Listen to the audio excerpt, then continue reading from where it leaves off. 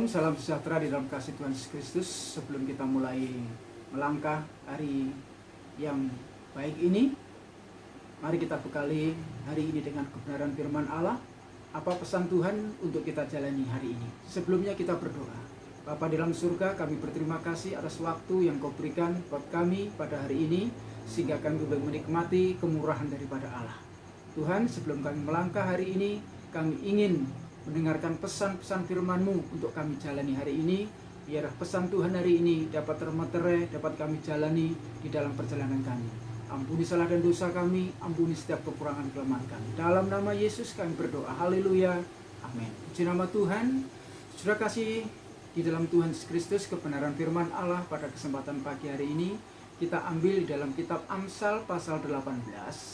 Amsal pasal 18 ayatnya yang ke-21. Amsal 18 ayat 21, demikian bunyi firman Tuhan. Hidup dan mati dikuasai lidah. Sekali lagi, hidup dan mati dikuasai lidah.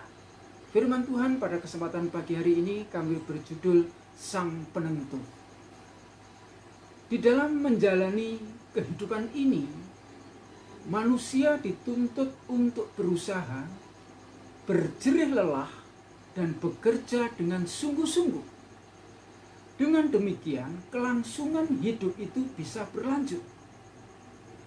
Banyak orang, bahkan semua orang, akan melakukan tindakan apapun, dalam situasi apapun, bahkan dengan cara apapun, akan ditempuhnya, supaya orang itu tetap hidup dan tidak mati. Sampai-sampai mereka bisa tinggalkan keluarga, lupa tidur, lupa makan, sampai-sampai bisa yang lebih ekstrim tadi, melupakan persekutuan kita dengan Tuhan, yang mana Sang Pemberi hidup itu.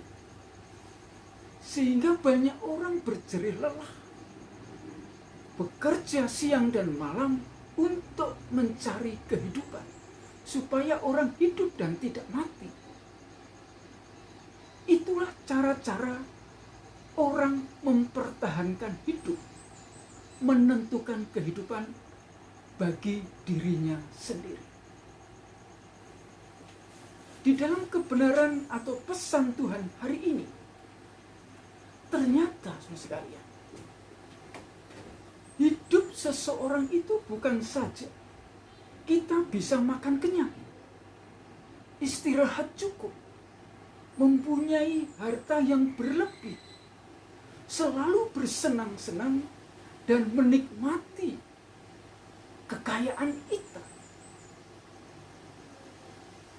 Kalau kita bisa mempunyai ini, kita beranggapan kita bisa hidup.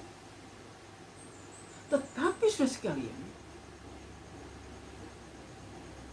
dan kita tidak bisa memungkiri, kita tidak akan bisa mati kalau kita tidak bisa makan. Kalau kita kurang makan, kalau kita sakit, kita hidup di dalam kekurangan, itu tidak menjamin kita akan mati. Ada yang lebih penting dan dimengerti, yang harus kita pahami bersama, yaitu hidup dan mati seseorang juga dikuasai oleh lidah. Hidup dan mati seseorang bisa juga dikuasai lidah. Artinya bukan hidup secara jasmani, tetapi hidup secara rohani. Saudara sekalian, mengapa lidah itu sebagai penentu hidup dan mati seseorang? Mengapa saudara sekalian? Kalau kita baca di Matius pasal yang ke-12, ayat yang ke-37, dikatakan, menurut ucapanmu, engkau dibenarkan, dan menurut ucapanmu, engkau akan dihukum. Ini ada suatu pilihan.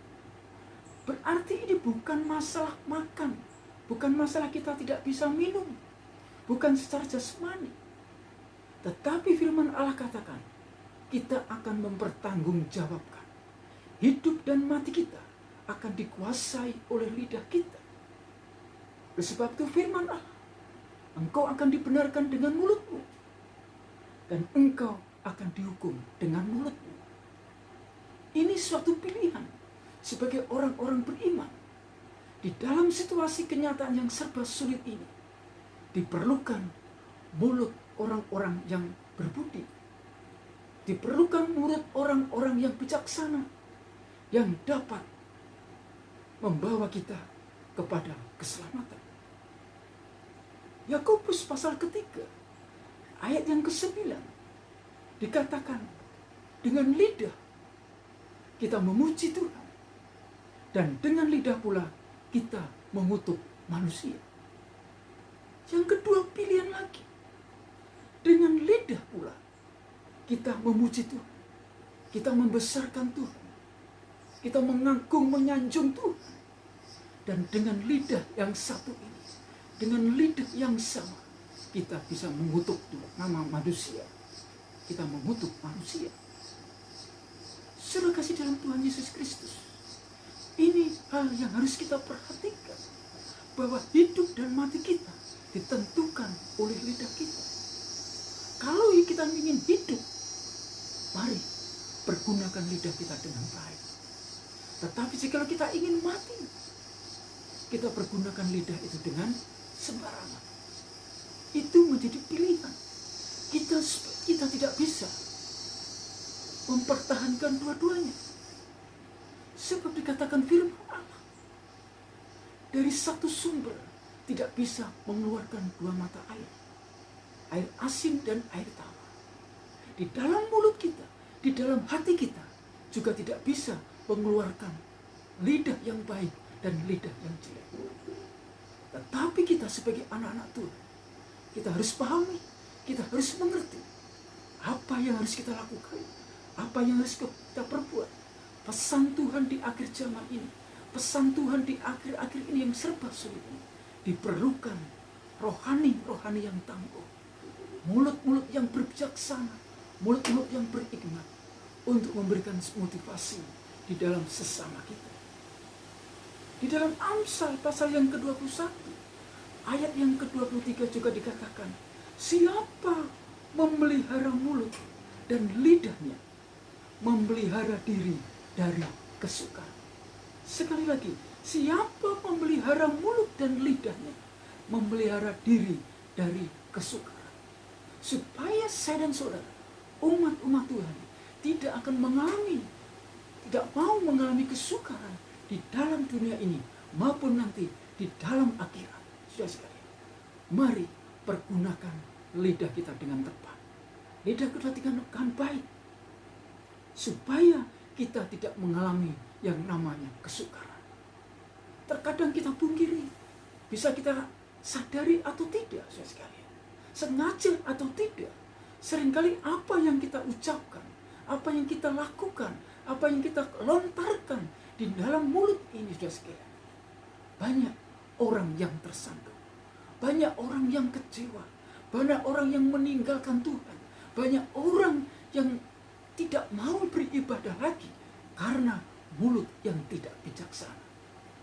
Saudara kekasih dan diberkati oleh Tuhan Yesus Kristus, pesan Tuhan melalui kebenaran firman-Nya pagi hari ini, yaitu berhati-hatilah dalam memakai lidah kita sebagai alat bicara, supaya lidah kita bisa menjadi sesuatu yang baik, yang menguatkan, yang memberkati, dan dapat mempermuliakan nama Tuhan Yesus Kristus di tengah situasi dan kondisi saat-saat ini.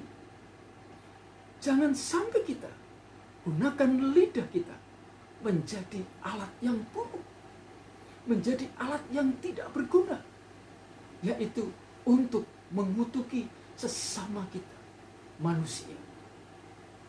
Jangan sampai kita gunakan mulut kita untuk memfitnah. Jangan sampai gunakan mulut kita untuk menghina, merendahkan martabat seseorang. saudara kasih di dalam Tuhan Yesus Kristus, hidup dan mati dikuasai oleh lidah. Dan kelak suatu saat nanti kita akan menanggung akibatnya.